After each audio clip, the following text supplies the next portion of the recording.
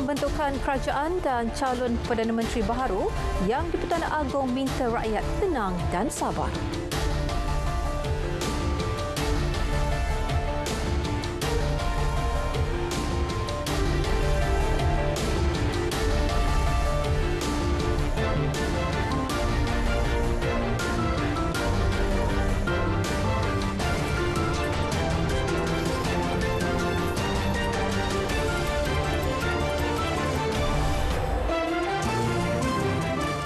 Assalamualaikum dan salam hormat. Anda bersama saya Miza Yusni Muhammad dalam berita tengah malam.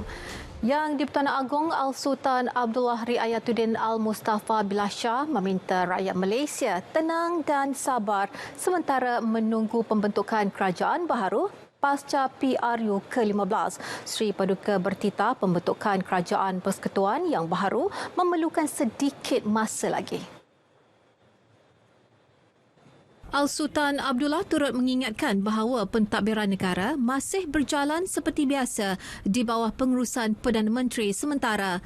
Sri Paduka menyeru rakyat untuk bersama-sama mendoakan semoga proses pembentukan kerajaan baharu dan pencalonan bakal Perdana Menteri berjalan lancar demi kepentingan negara.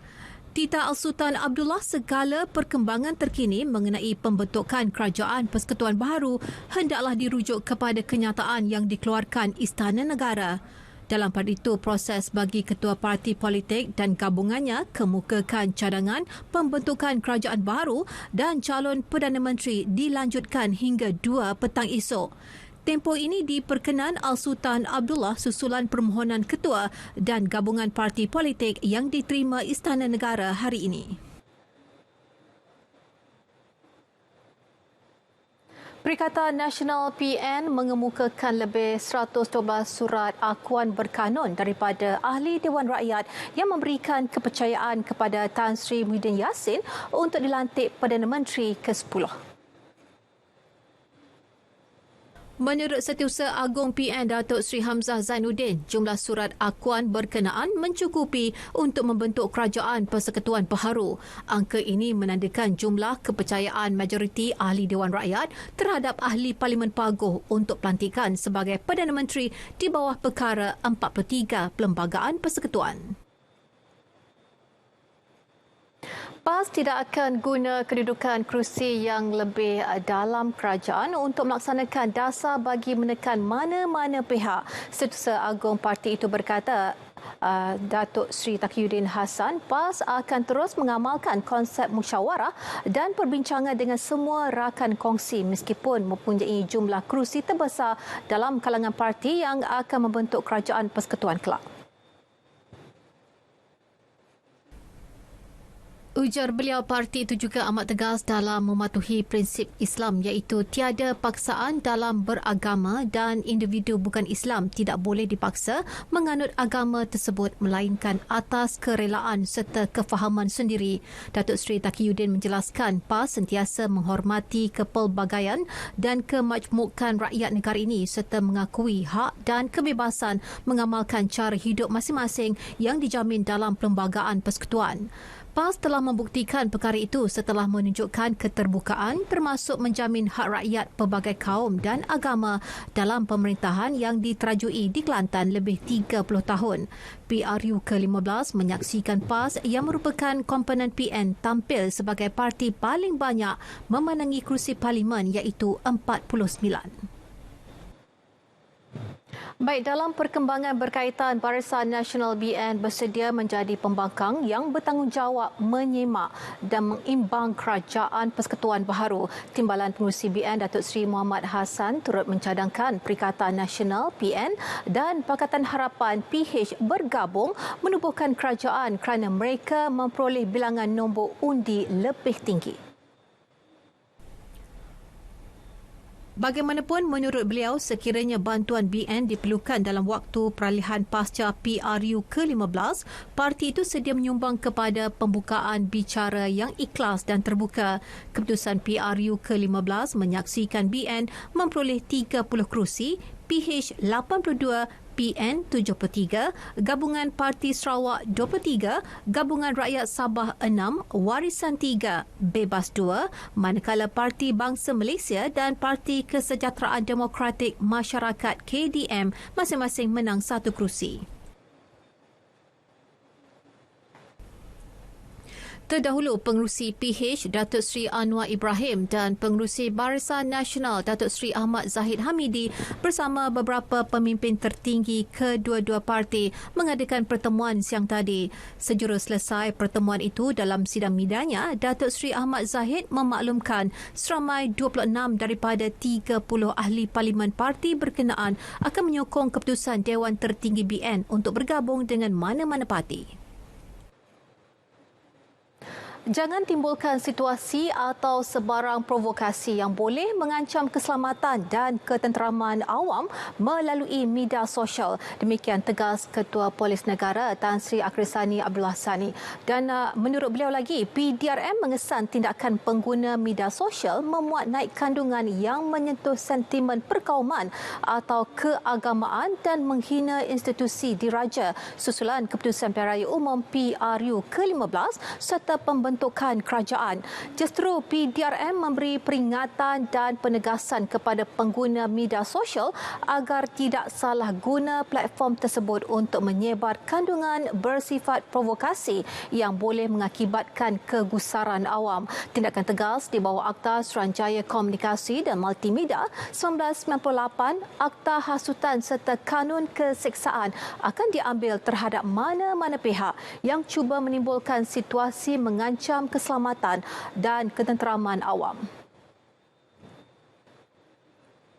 Gabungan Parti Sarawak GPS memperoleh kerusi Parlimen ke-23 bagi PRU ke-15 menerusi kemenangan Datuk Anyi Anggau di Parlimen Baram hari ini. Datuk Anyi yang juga penyandang kerusi berkenaan memenangi pertembungan 3 penjuru bagi kawasan itu dengan majoriti 7,339 undi. Beliau mendapat 18,399 undi mengatasi pencabarnya Roland Egan dari PH dengan 11,060 undi. Seorang lagi calon bebas, Wilfred Antika Ribai, memperoleh 324 undi. Terdahulu, proses pengundian berjalan lancar di 12 pusat pengundian selepas ia ditangguhkan sebelum ini akibat faktor cuaca. Waktu mengundi bermula dari pukul 7.30 pagi hingga 12.30 tengah hari atau 2 petang bergantung kepada pusat pengundian masing-masing. Majlis Tertinggi Perikatan Nasional PN melantik Timbalan Presiden PAS Datuk Seri Tuan Ibrahim Tuan Man untuk mengetuai rundingan pembentukan Kerajaan Negeri Pahang. Pengerusi PN Negeri Datuk Seri Saifuddin Abdullah berkata PN Pahang akan meneruskan rundingan bagi membentuk kerajaan negeri seberapa segera. Beliau menerusi kenyataan turut menzahirkan ucapan terima kasih PN Pahang kepada pengundi di negeri itu yang telah memberi kemenangan sehingga membolehkan gabungan tersebut berada dalam kedudukan untuk membentuk kerajaan negeri. Kerajaan Negeri Pahang kini masih belum dapat dibentuk selepas keputusan PRU ke-15 menyaksikan tiada parti berjaya memperoleh majoriti mudah untuk menjadi kerajaan negeri. Pada PRU ke-15, PN menang 17 kerusi Dun Pahang, BN 16 kerusi manakala PH 8 kerusi. Sementara itu, PH Pahang bersetuju menjalin kerjasama dengan BN bagi membentuk kerajaan negeri. Pengerusi DAP Pahang, Leong Ngah-Ngah ketika dihubungi media mengesahkan perkara tersebut. Bagaimanapun, sebarang pengumuman selanjutnya hanya akan diketahui selepas memperoleh keputusan rasmi daripada pimpinan PH Pusat. Adun Kota Tampan Datuk Seri Searani Muhammad dilantik Menteri Besar Perak ke-15 dan istiadat mengangkat sumpah jawatan di hadapan Sultan Perak Sultan Nazrin Muizzuddin Shah berlangsung di Istana Iskandaria, Kuala Kangsar.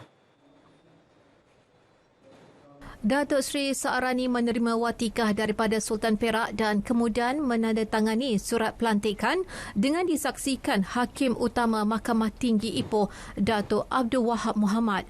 Sultan Nazrin berkenan melantik Searani sebagai Menteri Besar selepas Pakatan Harapan dan Barisan Nasional setuju untuk membentuk kerajaan negeri yang baharu.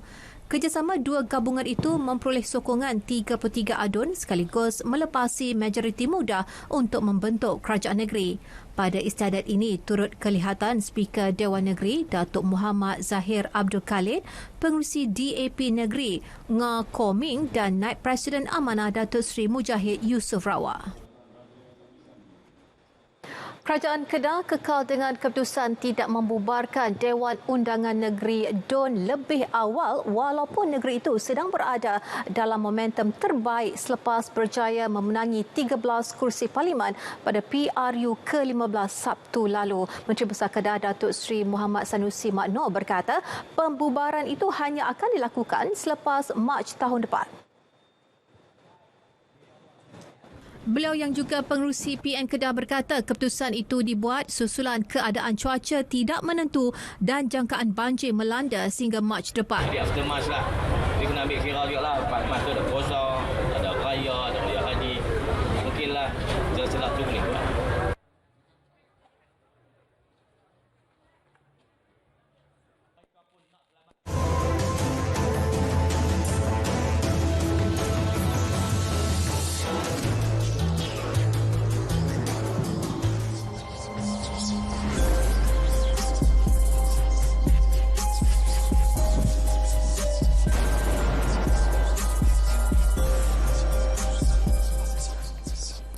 Semua individu berisiko mengalami masalah kesihatan mental termasuk kemurungan. Saya, anda, kita tidak terkecuali. Apatah lagi dalam keadaan stres yang melampau dan berjauhan dengan keluarga. Ingat, sekiranya kemurungan ini tidak dirawat dengan baik, ianya boleh mengundang kemudaratan termasuk tingkah laku bunuh diri. Ambil peduli, kita mampu mengubahnya.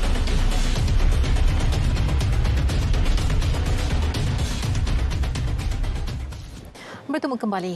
Rakyat kini semakin celik dalam usaha mewujudkan sebuah kerajaan yang dapat memenuhi aspirasi rakyat dan negara.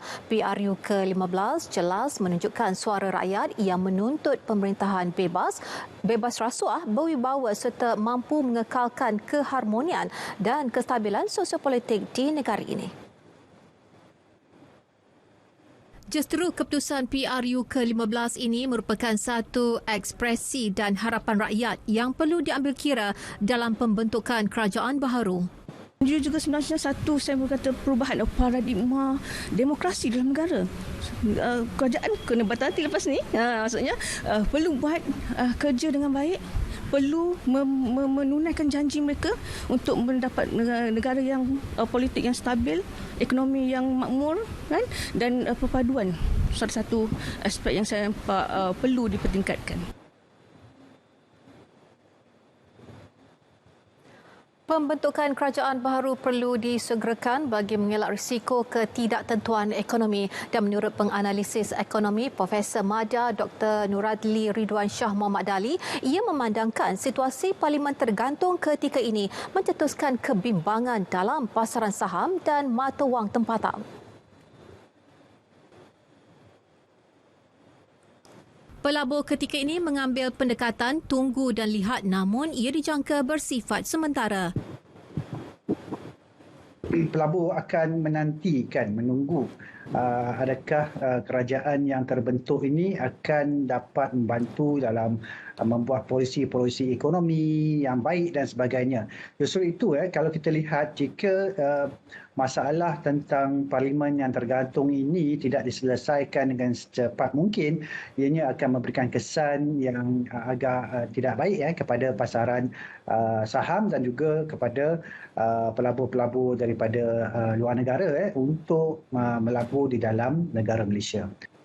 Sementara itu, Ketua Pegawai Eksekutif Yayasan Pusat Dasar dan Hal Ehwal Ekonomi Malaysia, Dr. Zuhri Idris berpendapat pembentukan kerajaan baru penting dalam mengekalkan keyakinan pelabur terutama terhadap dasar-dasar ekonomi negara.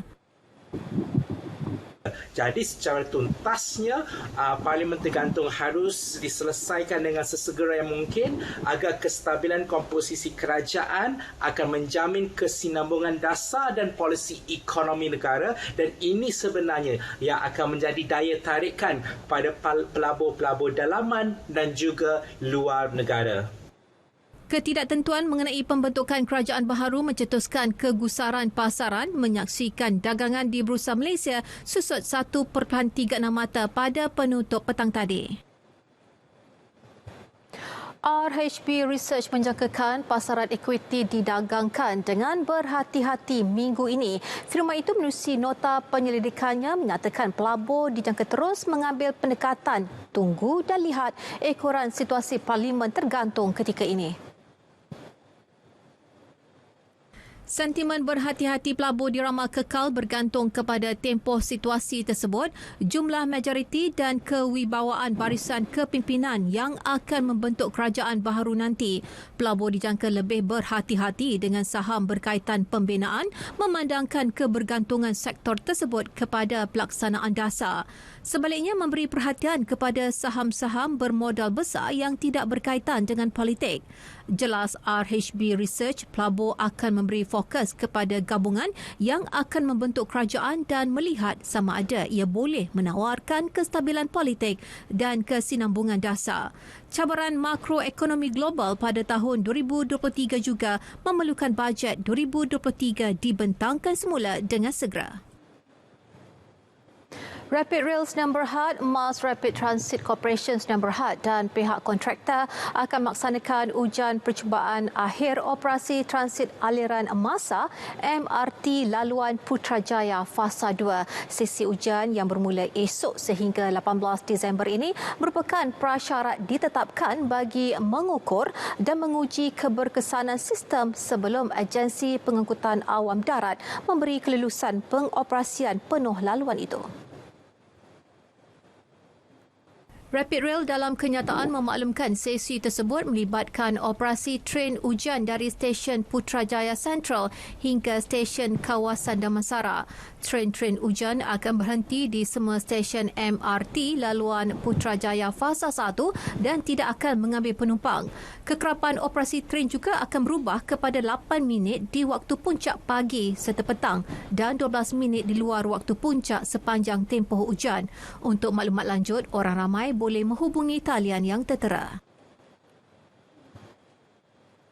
Sebanyak 3,417 laporan diterima oleh Polis Diraja Malaysia PDRM sepanjang tempoh PRU ke-15 bermula 4 November hingga pasca pilihan raya semalam. Pengarah Operasi PRU ke-15 PDRM Datuk Seri Hazani Ghazali berkata, daripada jumlah itu, Kedah mencatatkan jumlah laporan kesalahan tertinggi. Kedah mencatatkan 447 laporan, diikuti 433 laporan masing-masing di Selangor dan di Pahang, Kelantan 429, Perak 334 serta Johor 299. 508 kertas siasatan telah dibuka, 149 kes dirujuk kepada timbalan pendakwa raya, 6 telah dituduh dan 4 individu dijatuhkan hukuman. Sementara itu, semalam 7 kertas siasatan dibuka dan 1 tangkapan dibuat di Kedah melibatkan 6 lelaki bersabit kertas siasatan bertarikh 19 November. 2 remaja maut dalam kemalangan melibatkan 8 motosikal dan sebuah kereta di kilometer 14.4 Lebuhraya Seremban Port Dickson menghala Seremban. Mangsa yang maut merupakan penunggang dan pembonceng salah sebuah motosikal. Penunggang motosikal merupakan remaja lelaki berusia 19 tahun berasal dari Kajang meninggal dunia ketika menerima rawatan di Hospital Tuanku Jaafar Seremban. Manakala pembonceng motosikal Akila Aisyah Rafli 14 tahun beralamat di Taman Desa Gemilang, Kuala Lumpur maut di tempat kejadian. Ketua Polis Daerah Port Dickson Superintendent Aidi Shah Muhammad berkata, siasatan awal mendapati sebelum kemalangan terdapat kira-kira 50 motosikal mengikori dari belakang sebuah kereta. Apabila sampai di kilometer 14.4 Lebuhraya Seremban Port Dickson, motosikal dinaiki mangsa hilang kawalan dan melanggar bahagian belakang kereta lalu terjatuh di atas jalan. 7 motosikal lain cuba mengelak dan berlanggar sesama sendiri. Satu kebakaran dilaporkan melibatkan bangunan rumah bangsa yang masih dalam pembinaan di Jalan Tabuan Dayak Kuching, Sarawak. Kebakaran berlaku di bilik pam tingkat 12 bangunan terbabit.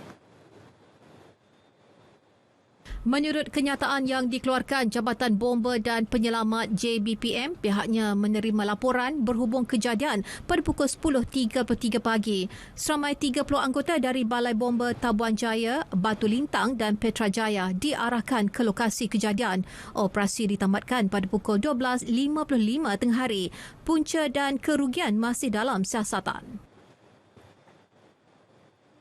Jabatan Meteorologi Malaysia mengeluarkan amaran hujan berterusan di 3 negeri di utara bermula esok hingga Rabu, dan menurut kenyataan Malaysia, hujan berterusan tahap waspada dijangka berlaku di Perlis, Kedah dan Pulau Pinang. Amaran hujan berterusan waspada dikeluarkan apabila terdapat tanda-tanda yang menunjukkan hujan dan ribut petir sedang atau dijangka berlaku melebihi 6 jam dalam tempoh berkenaan di sesuatu kawasan.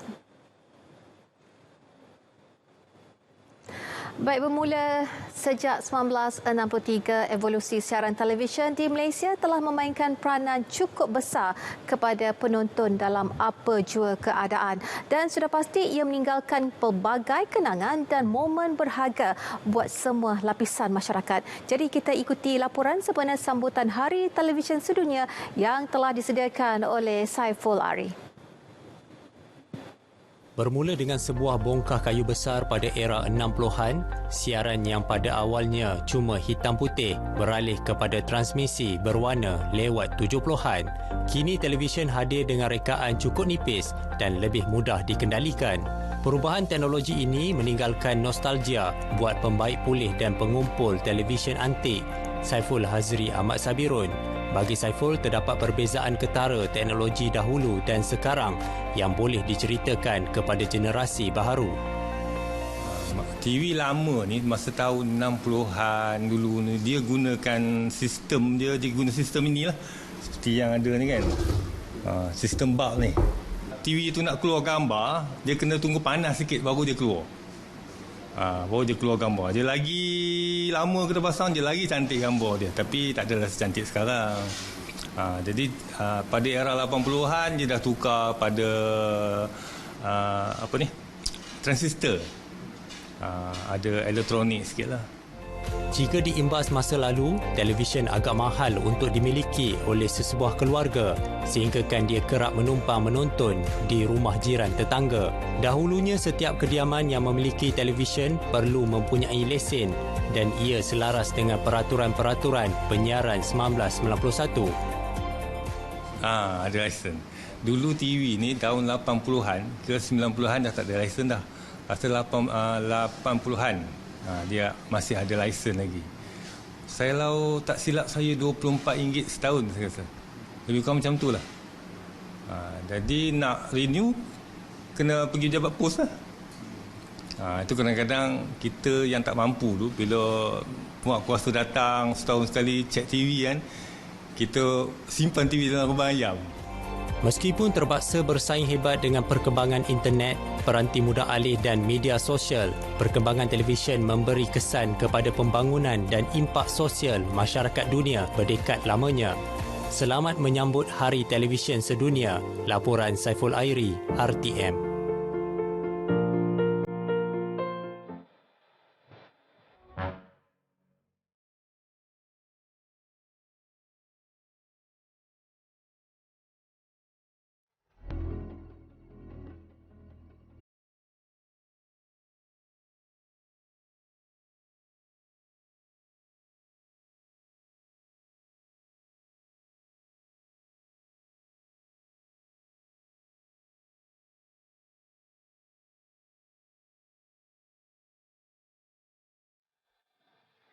Baik, sukan kita mulakan dengan perkembangan hoki. Sasaran layak ke peringkat separuh akhir diletakkan oleh Konfederasi Hoki Malaysia MHC terhadap skuad senior lelaki negara dalam penampilan sulung di kejohanan Piala Negara-Negara 2022 yang membuka tirai hujung bulan ini.